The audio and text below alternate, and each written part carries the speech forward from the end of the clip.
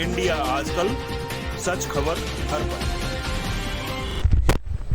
Hello दोस्तों, नमस्कार। मैं हूं आईपीएस यादव और आप देख रहे हैं इंडिया आजकल, सच खबर हर पल। पेश है आज का वीडियो। दोस्तों, आपने एक बहुत पुरानी कहावत सुनी होगी, नीरो बंसी बजा रहा था, रोम जल रहा था और नीरो बंसी बजा रहा था। ये बहुत ही लोकप्रिय मुहावरा है, कहावत है।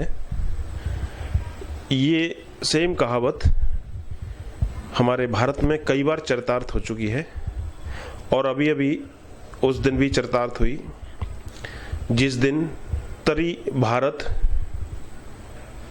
किसानों के आंदोलन में जल रहा था और हमारा भारत का नीरो यानी विवादास्पद प्रधानमंत्री नरेंद्र मोदी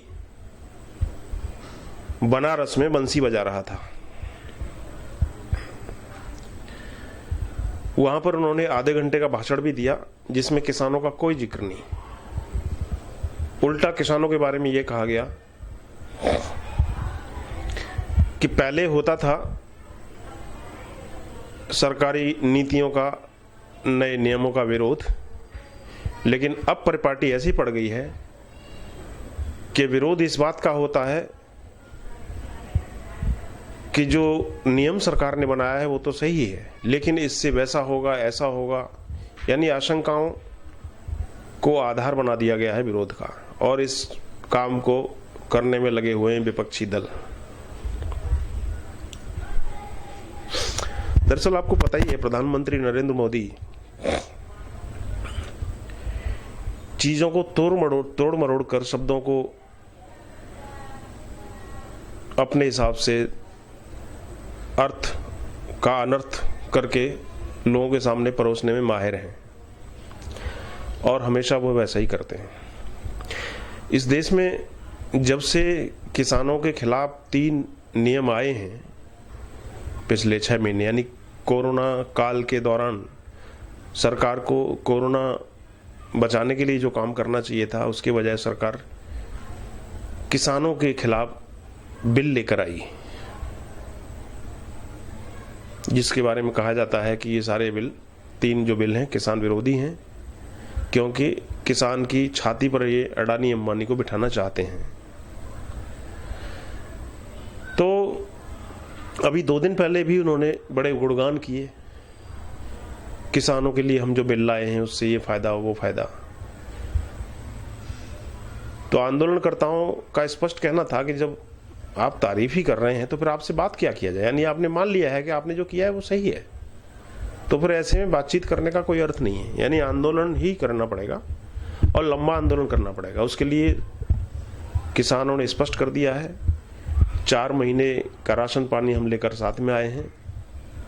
लेकिन मैं तो इस देश के बासिंदों से कहना चाहूँगा कि 4 महीने नहीं, भले ही 6 महीने लग जाएं, लेकिन अन्नदाताओं को राशन की क्या कमी पड़ेगी? जो दुनिया को खिलाता है, क्या ये देश उनको नहीं खिला सकता है 4-6 महीने के लिए? ये कोई बड़ी बात नहीं है। तो मेरे प्यारे देशवासियों, आपसे सभी से मेरा ये अनुरोध है कि इस संकट की घड़ी में किसानों के साथ में खड़े हों,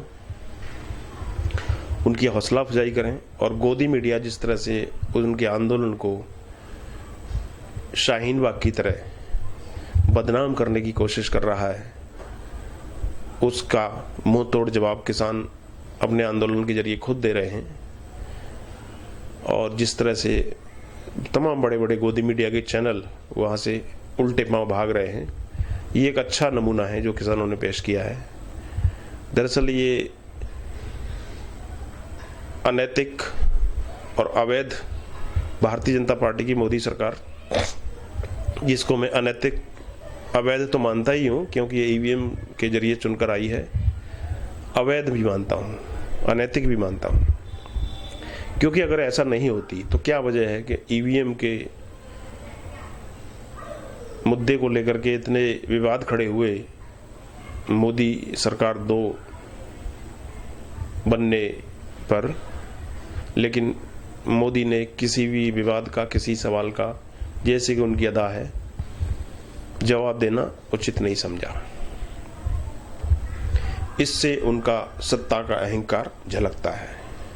इससे उनको लगता है कि उनका कोई क्या बिगाड़ लेगा, क्या उखाड़ लेगा। ठीक है भाई, अच्छी बात है। तो इसलिए हमारा हक है कि हम इसको अवैध, अनैतिक कहें और इल्लीगल सरकार कहें।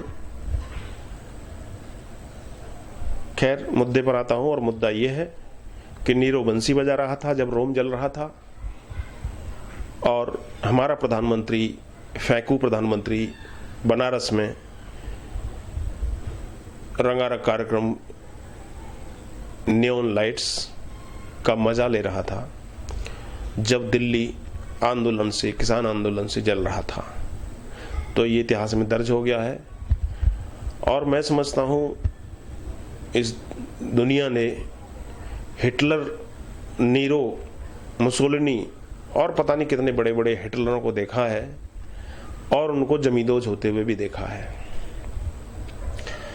और मुझे लगता है नरेंद्र मोदी इन सब से बहुत आगे है, और हम उम्मीद करते हैं और दुआ भी करते हैं कि इस हिटलर की बाप का भी, इस हिटलर की वंशज का भी वही हश्र होगा जो उनका हुआ था। लेकिन इसके लिए ज़रूरी है कि सभी देशवासी, आपको जागना होगा, इस फासिस्ट सरकार को उखाड़ के फेंकना होगा, क्योंकि ये सरकार जनता की कोई आवाज़ नहीं सुनती है। जनता में, चाहे आप युवा हो, चाहे आप किसान हो, चाहे आप महिला हो, उसकी वजह सिर्फ यही है। हम पहले से कह रहे हैं कि ये ईवीएम सरकार है, ये आपकी सरकार है ही नहीं। अगर आपकी सरकार होती, लोगों द्वारा चुनकर आई हुई सरकार होती, तो इसमें कुछ संवेदनशीलता नाम की कोई चीज़ होती। ये संवेदनहीन सरकार है और इसको सत्ता में बने रहने का कोई हक नहीं है। इसलिए जितना जल्दी से जल्दी हो सके ये सरकार की विदाई, खासकर मोदी की, फैकू की विदाई होना बहुत ज़रूरी है। और इसके लिए आवश्यक है कि सभी लोग अपने अधिकारों के लिए उठकर खड़े हों, अपनी आवाज़ बुलंद करें और किसानों का साथ दें। फिलहाल इस वीडियो में इतना ही। नमस्कार। इंडिया आजकल, सच खबर हर पल।